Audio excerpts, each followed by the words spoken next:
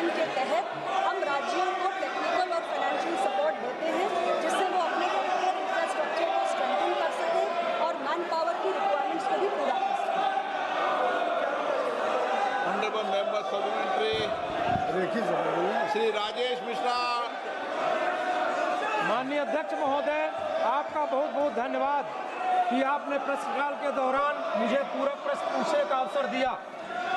माननीय अध्यक्ष महोदय, यशस्वी प्रधानमंत्री नरेंद्र भाई मोदी जी के नेतृत्व में और माननीय स्वास्थ्य मंत्री जी के निर्देशन में प्रधानमंत्री जन आरोग्य योजना आयुष्मान की वजह से जो विश्व की सबसे बड़ी चिकित्सा बीमा योजना है, गरीब जनता को बड़ी अस्पतालों में भी, चिन्हित अस्पतालों में उपचार हो रहा है, किंतु ग्रामीण क्षेत्रों में सामान्य रोगों की प्राथमिक चिकित्सा पास में मिल सके, इसके लिए पीएचसी, सीएचसी व स्थापित जन आरोग्य मंदिरों में चिकित्सकों की उपलब्धता बहुत कम है।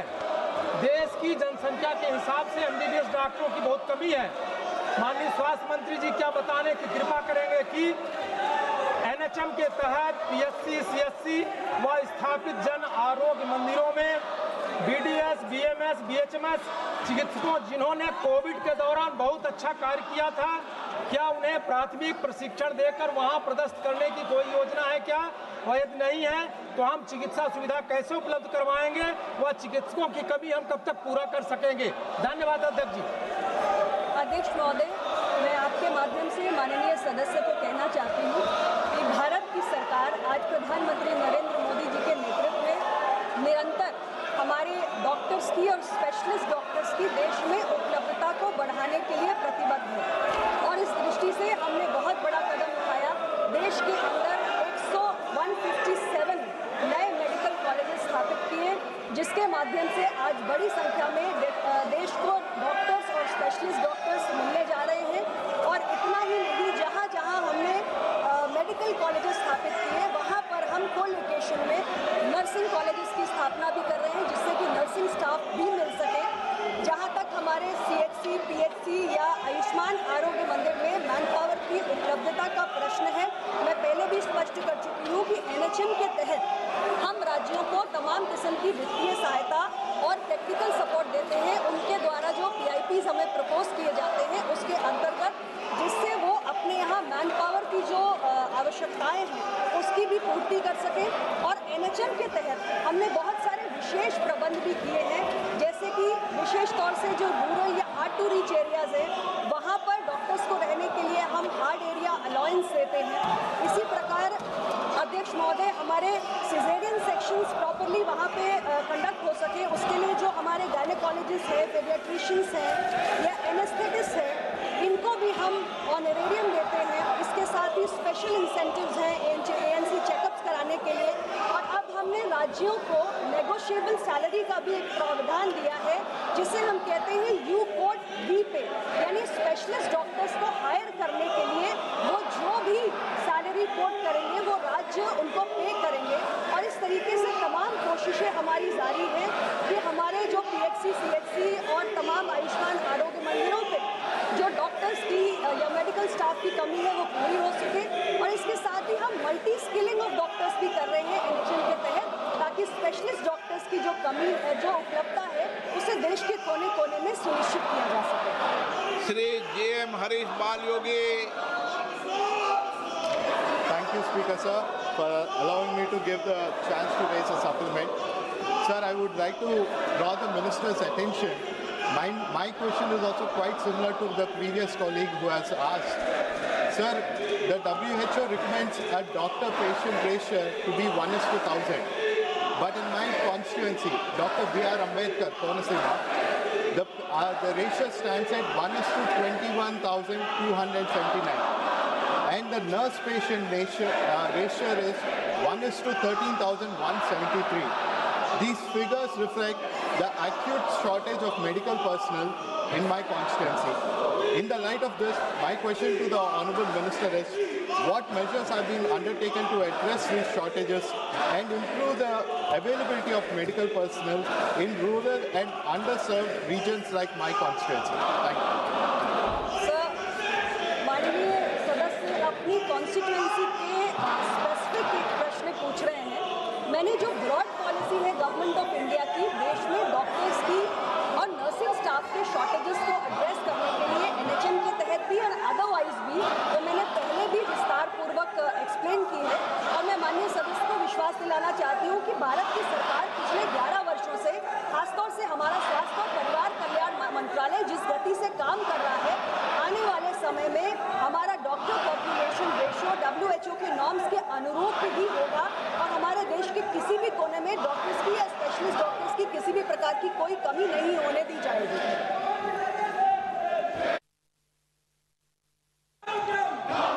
Question number 282 Shri CM Ramesh. मंत्री, माननीय मंत्री जी। अध्यक्ष महोदय, जवाब पटल पर रख दिया गया है। Question number 283 Shri Janardan Singh Sigriwal. जनार्दन सिंह सिग्रीवाल। माननीय मंत्री जी। जवाब पटल पर रख दिया गया है। लाओ Shri Krishna. Thank you very much, sir. Recently, in Andhra Pradesh, under the leadership of Honorable Prime Minister Narendra Modi ji and under the leadership of Honorable Chief Minister Chandrababu Naidu ji, there's a Yoga Divas that has happened, sir. Huge turnout has come out. Almost 3 lakh people has appeared for that Yoga Divas, sir. But, sir, my question is regarding the Ayush treatment, especially via dedicated facilities. The state's infrastructure is limited to just 2 50-bedded integrated Ayush hospitals under the construction in Kakinada and Visakhapatnam. So, for a state like that, only 2 50-bedded hospitals are there, sir. So, there is a requirement of Ayush 50-bedded hospital even in Rayalaseema also, even in Palnadu also, in a backward place like Palnadu also. So, I request the minister if there is any proposal to extend these Ayush 50-bedded hospitals in Rayalaseema as well as in backward areas of Palnadu and even Ongolu, a backward district also, sir. Thank you very much.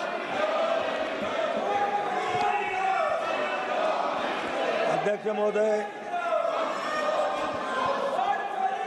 Andhra Pradesh में स्वास्थ्य और परिवार कल्याण मंत्रालय के माध्यम से जो प्रश्न यहाँ पर पूछा गया है उसमें NHM के माध्यम से यहाँ पर जो काम किए जाते हैं 60-40 के रेशियो में काम किए जाते हैं। आंध्र प्रदेश का जो वित्तीय आवंटन है स्वास्थ्य विभाग के माध्यम से 2013-14 में पूरे देश के लिए जो 36,000 करोड़ था उसमें से जो गतिविधियाँ, एक मिनट, जो प्रश्न का जरा समझ में नहीं है कि आपको क्या पूछना चाहते हैं, जरा बोलिए।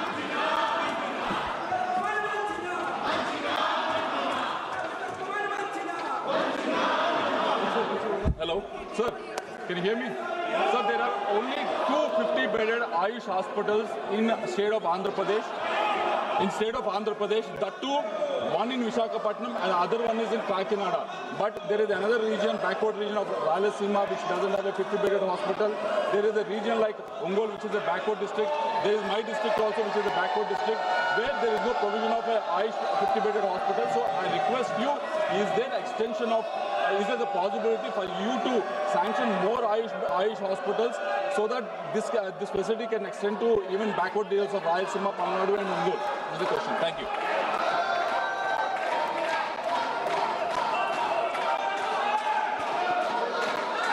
अध्यक्ष महोदय, आंध्र प्रदेश के बारे में जो पूछा गया है तो यहाँ पर आंध्र प्रदेश में 616 शहरी आयुष्मान आरोग्य मंदिर, 13 निजी स्वास्थ्य देखभाल और 13 सामुदायिक स्वास्थ्य केंद्र की स्थापना का सुदृढ़ीकरण की परिकल्पना की गई है।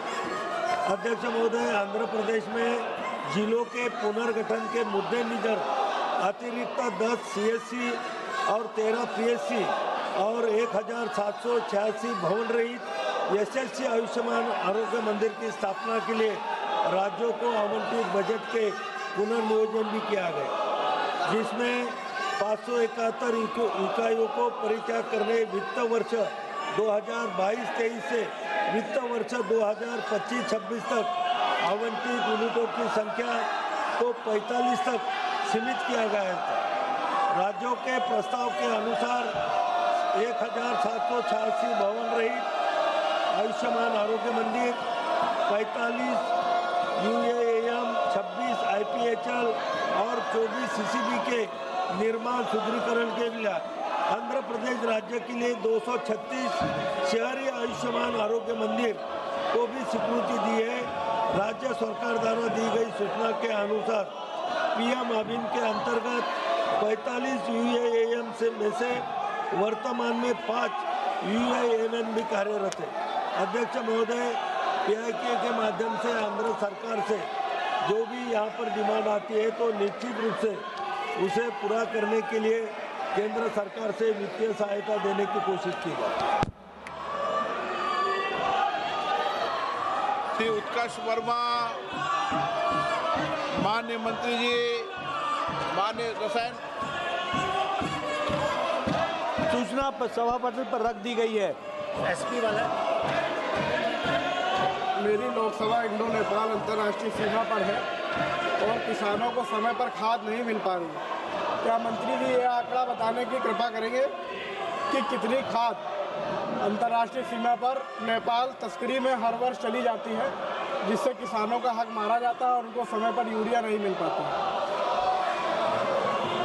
माननीय अध्यक्ष जी, सबसे पहले तो मैं ये बताना चाहूँगा कि फर्टिलाइज़र को किसानों तक पहुँचाना इसका मैंडेट मिनिस्ट्री ऑफ फर्टिलाइज़र की है और इसको हम बखूबी सारे देश में कर रहे हैं और उत्तर प्रदेश में भी हम कर रहे हैं। जहाँ तक लखीमपुर खीरी का सवाल है, वहाँ हमारी जो इंटर मिनिस्ट्रियल कमेटी के द्वारा यानी एग्रीकल्चर डिपार्टमेंट के साथ बैठ करके जो रिक्वायरमेंट बताई गई, वो यूरिया की रिक्वायरमेंट थी 1,21,918 मेट्रिक टन और इनको 1,30,276 मेट्रिक टन दे दिया गया है और इनकी जो सेल है वो 1,25,130 हुई है। अभी 5,146 स्टॉक में पड़ा हुआ है यूरिया। ये मैं लखीमपुर खीरी का बता रहा हूँ। उसी तरीके से डैप जो है DAP वो 12,801 इनकी रिक्वायरमेंट थी, 14,847 इनको दे दिया गया है और जो सेल हुई है वो 10,662 हुई है, 4,185 ये इनके पास स्टॉक अभी पड़ा हुआ है। MOP ने 844 मेट्रिक टन इनको दिया गया है, इनकी रिक्वायरमेंट थी। इनको 2,377 मेट्रिक टन दिया गया है, जिसमें से इनका सेल सिर्फ 1,839 मेट्रिक टन हुआ है। 538 मेट्रिक टन इनके पास पड़ा हुआ है लखीमपुर खीरी में। जहां तक लखीमपुर खीरी का सवाल है, बॉर्डर डिस्ट्रिक्ट है और ये प्रदेश की जिम्मेवारी है कि वो बॉर्डर डिस्ट्रिक्ट पर होर्डिंग को रोके और स्मगलिंग को रोके और ये रोकने की जिम्मेवारी प्रदेश सरकार की है। और इसमें जो हमारा है वो एसेंशियल कमोडिटी एक्ट ऑफ 1955 ये आता है और इसमें फर्टिलाइज़र कंट्रोल ऑर्डर 1985 के तहत इसको रोकना और किसानों तक पहुंचाना इसकी जिम्मेवारी प्रदेश सरकार की है और स्टेट गवर्नमेंट्स को पूरी ताकत दी गई है कि वो स्मगलिंग को रोके। मैं यहाँ ये भी बताना चाहूँगा कि जहाँ तक एक्शन का सवाल है, ब्लैक मार्केटिंग के 140 केसेस नोट हुए हैं, होर्डिंग के 5 केसेस, सब स्टैंडर्ड के 24 केसेस, डाइवर्जन के 41 केसेस इस तरीके से ब्लैक मार्केटिंग के हुए हैं। और इसमें जो एक्शन हुआ है, number of license cancelled and suspended black marketing में 2,695, होर्डिंग में 62, सब स्टैंडर्ड में 106, डाइवर्जन में 294, टोटल 3,157 केसेस पर लाइसेंस कैंसिल हुए हैं या सस्पेंड हुए हैं। शो कॉज नोटिस जो है वो ब्लैक मार्केटिंग पर 2811, होर्डिंग पर 391, सब स्टैंडर्ड पर 1351, डाइवर्जन पर 1442 और टोटल शो कॉज नोटिस 5,995 यानी 6,000 के आसपास हुआ है।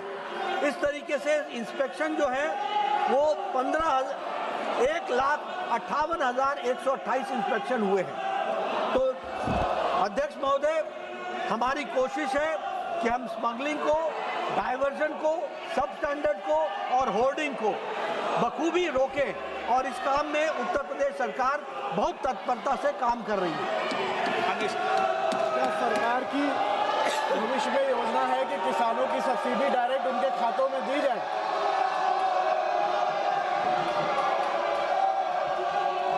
सब्सिडी लाखों करोड़ रुपए हम खाद के माध्यम से देते हैं, डायरेक्ट बेनिफिट में नहीं देते हैं, और ऐसा कोई विचार भी नहीं।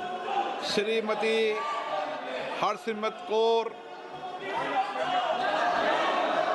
जी सर, मैं आपके माध्यम से माननीय मंत्री जी से पूछना चाहूँगी कि लगातार पंजाब में हर एक सीज़न में डीएपी की इतनी बड़ी शॉर्टेज भी आती है और ब्लैक मार्केटिंग ऐसे होती है कि एक डीएपी के बैग के लिए जो 1350 रुपये का होना पड़ता है, तो उनको ज़बरदस्ती 3000 तक का दूसरा सामान भी खरीदवाया जाता है जो डीएपी चाहिए।